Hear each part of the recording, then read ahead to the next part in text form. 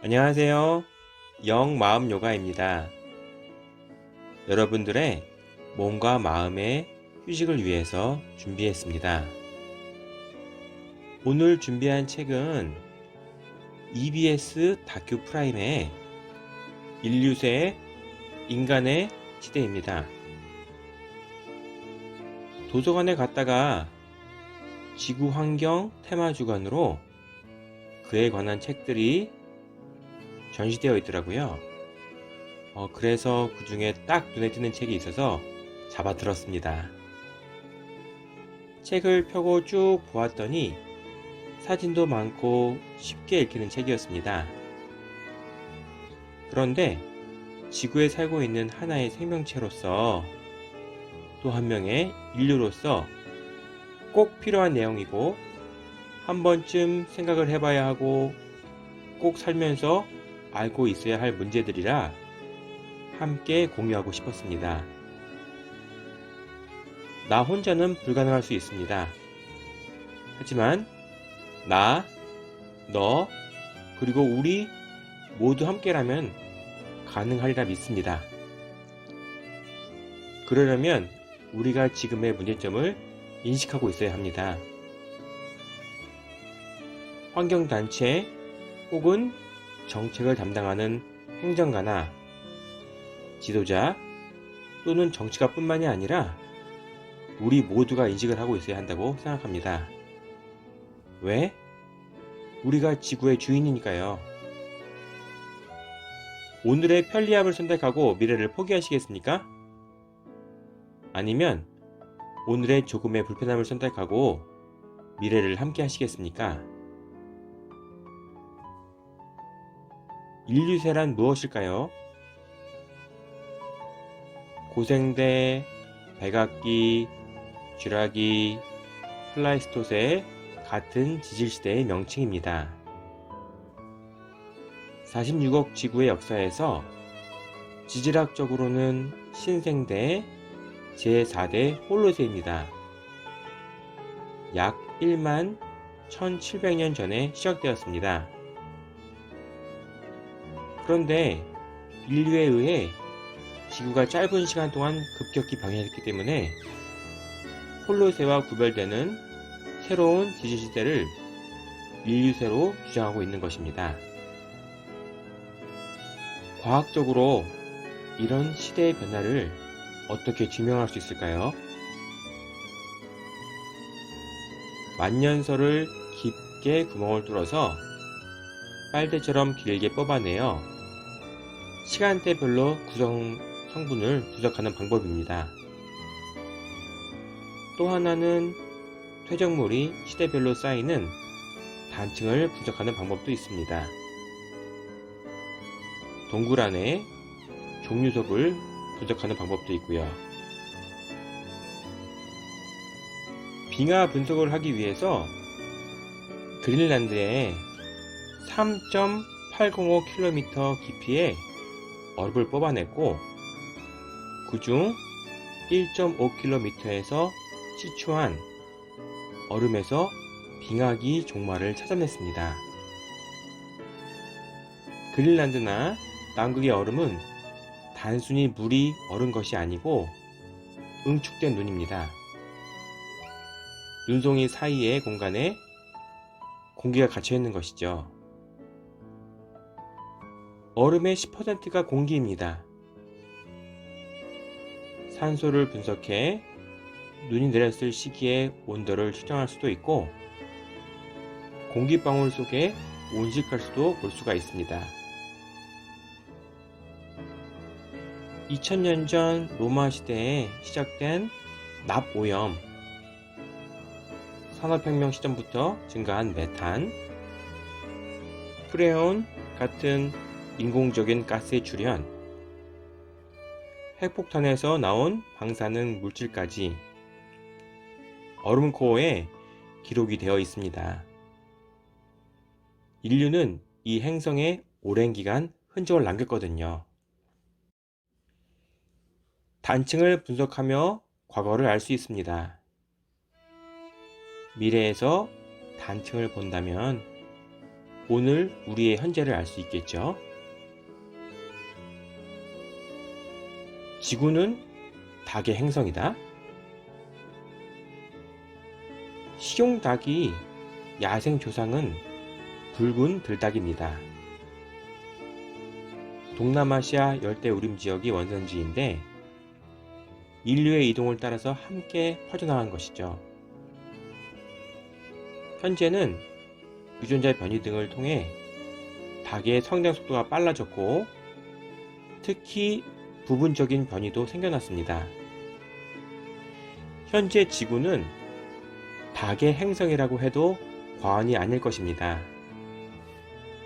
인간이 가축화한 동물의 개체수를 따져보면 97대 3, 즉 가축 97, 야생동물 3 비율이랍니다. 그 중에서 닭의 개체수가 가장 많습니다. 지구에는 77억의 인구가 있는데 230억 마리의 닭이 살고 있답니다.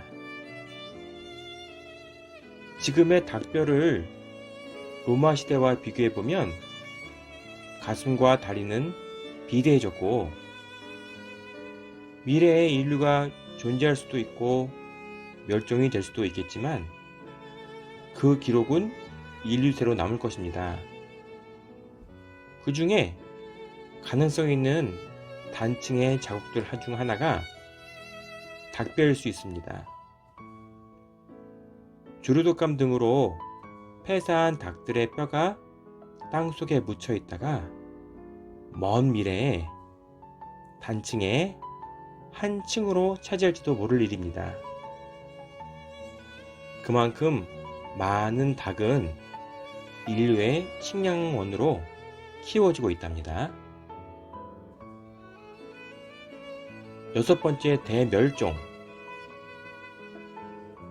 지구에서는 총 5번의 멸종이 있었다고 합니다. 첫 번째, 고생대 오르도비스키 말 약 4억 5천만 년에서 4천만 년 전 오소세라스 같은 앵무조개류와 삼엽충이 번성하였습니다. 해양생물 50%와 해양 무척추 동물 100여 과가 멸종을 했습니다. 원인은 전 지구적 기후 한냉화와 남반구의 빙하이기인 것으로 추정합니다. 두 번째 멸종은요, 고생대 대번기 말로서 원시 어류가 살던 시기입니다. 약 3억 7천만 년에서 6천만 년 전 생물 종의 70%가 사라졌다고 합니다. 세 번째 멸종은요, 고생대 페렘기 말 약 2억 5천 100만 년 전엔 해양 생물 종의 약 96%, 육상 척추 동물의 70%가 절멸을 했습니다. 네 번째 멸종은요, 고생대 드라이아스기 말 약 2억 500만 년 전입니다. 공룡의 출현에 번성하던 시기입니다. 공룡, 익룡, 악어를 제외한 대부분의 파충류가 사라졌고 대규모 화산 폭발이 원인으로 봅니다. 다섯 번째 멸종은요, 중생대의 백악기 말 6600만 년 전입니다. 가장 최근인데요, 이 사건으로 공룡이 멸종했습니다. 그 원인으로는 운석 충돌로 추정하고 있습니다. 여섯 번째, 아직은 아닌데 인류세가 들어가게 될까요? 아마도 호모사피엔스라는 지구상의 한 종이 원인이 될 수도 있답니다. 플라스틱? 처음 플라스틱은 동물 보호를 위해 만들기 시작했다고 합니다. 존 웨슬리 하이엇, 그의 도전이 인류의 역사를 바꿔놓습니다. 당구장에서 당구공을 코끼리 상어로 만들다가 대체할 수 있는 물건을 찾다가 19세기 중반에 처음으로 플라스틱이 만들어졌습니다. 그 후 전쟁 등으로 기술 개발이 이루어지면서 비닐봉지, 페트병, 전선 피복제, 합성 섬유 등 정말 다양한 제품들이 만들어지고 쓰이기 시작했습니다.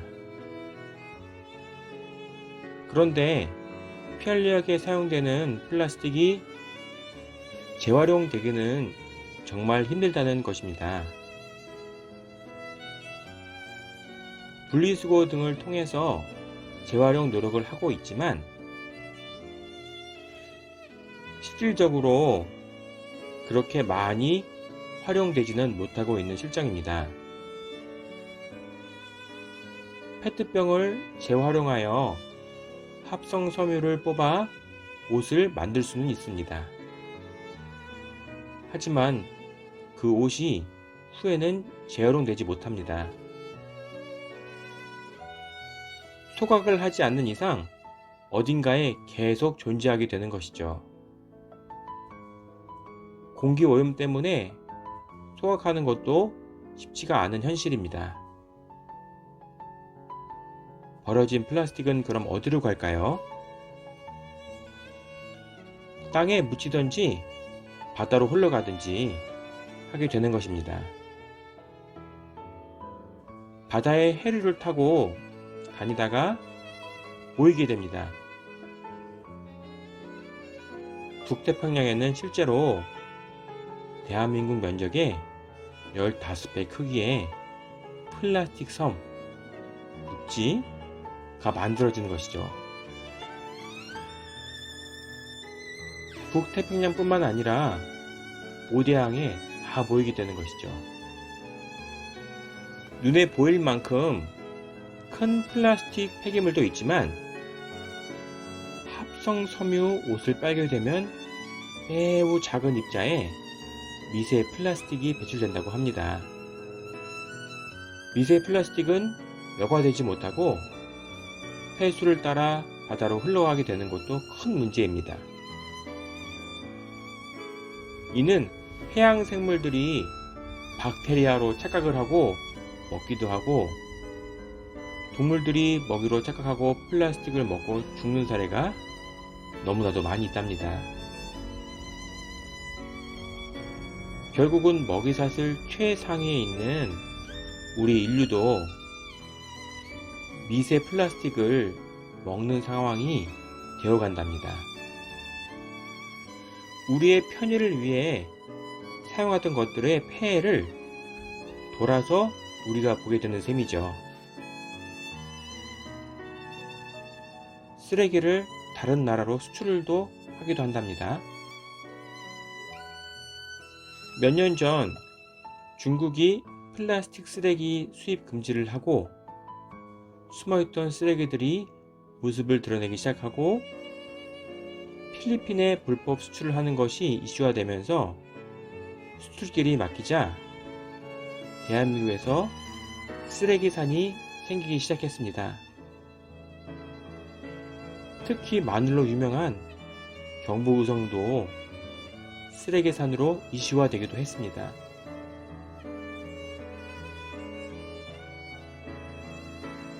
메트로폴리탄 시티. 사람들은 편의를 위해서 도시에 모여 살기 시작합니다. 그로 인해 많은 부작용이 나타나게 됩니다. 질병, 대기오염, 생활용수 오염, 쓰레기 등등. 하나의 예로 인도네시아 수도 자카르타는 도시 수도관이 연결되어 있지 않아서 지하 안반수를 사용하고 있는 실정입니다. 지하수를 꺼냈으면 집안은 마치 바람 빠진 풍선처럼 가라앉게 됩니다. 고층 건물 개발로 약해진 집안이 푹 꺼지며 침하되는 것이죠. 80만 명이 살게끔 설계된 도시에 1100만 명이 살면서 매년 7.5cm씩 내려앉고 있습니다. 약 2050년이 되면 북부 자카르타 95%가 해수면 아래로 가라앉는다고 합니다. 다급해진 정부는 최근에 수도 이전을 발표하게 됩니다. 하나의 예로 자카르타를 들었지만 그 외에도 수많은 도시들, 도쿄, 서울, 베이징, 상하이, 뉴욕, 델리, 그뿐만 아니라 어마어마하게 큰 도시들이 많이 있죠. 그 역시 부작용은 마찬가지입니다. 이쯤에서 인류의 미래를 한번 생각해 보시죠. 칠레 본토에서 약 3,500km 떨어진 이스터 섬은 평균 4m 크기의 모아이 석상이 900개 가까이 세워진 신비한 섬입니다. 숲이 울창했던 이 섬은 한때 수만 명의 인구가 살고 있었습니다. 무게가 200톤이 넘는 석상을 만들고 옮길 정도로 문명이 발달했지만 나무가 사라지면서 비극이 시작되었습니다. 숲을 없애며 농지를 확보하고 카누를 만들었습니다. 강수량이 적은 기후 조건 등의 원인으로 자연 고갈이 기근으로 이어졌고 결국 전쟁으로 사회가 붕괴되었습니다. 몇백 년 후 유럽인이 도착했을 때 소수의 사람과 모아이 석상뿐이 남게 되었습니다. 우리가 의도적으로 기후변화를 일으키거나 해수면 상승을 취하는 것은 아닙니다. 그냥 어떤 일을 하고 있었던 것이죠. 그런데 그런 일들이 예상치 못한 결과를 불러옵니다. 우리의 의도와는 다르게 의도치 않은 결과를 낳는 것이죠. 인간은 오늘날 지구에서 가장 강력한 종입니다. 역사상 존재했던 그 어떤 종보다 강력한 종입니다. 어쩌면 6번째 대멸종은 외부 환경이 아닌 우리 자신일 수 있습니다. 하지만 우리는 희망이 없지 않습니다. 우리가 어떤 일을 하는지 알아차리고 우리 모두의 행동이 변한다면 멸종이 아니라 지구의 번영을 이끄는 그런 것도 우리가 할 수 있는 일이라 믿습니다. 오늘부터라도 편리함을 위해 쓰기 전에 한 번쯤 미래를 생각할 여유를 가졌으면 좋겠습니다. 감사합니다. 다음에 또 더 유익한 책으로 찾아뵙도록 하겠습니다. 안녕.